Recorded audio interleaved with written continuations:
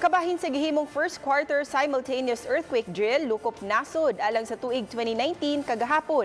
Diin apil ang Bohol, dinalian ang pagpangita sa mga rescuers sa mga biktima sa linog.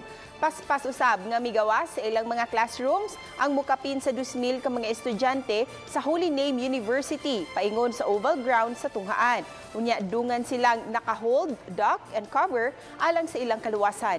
Usa ang Bohol sa grabing naigo sa 7.2 magnitude nga linog niadtong 2013.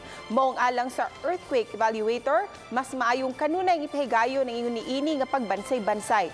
Paghuman sa drill, adunay gihimo nga assessment ug lecture kabahin sa mga impormasyon sa linog ug kun unsay angay buhaton panahon sa kalamidad. Dako kay nagikatabang kay nagian na ta og earthquake drill, ang earthquake nga kusog, at least nga makahibaw na jud og unsay pay umaabot nga katalagman dinhi sa Bohol kay naa para baywa mulihok. May nang kuha na sila, nana sila knowledge unsaon pagguan.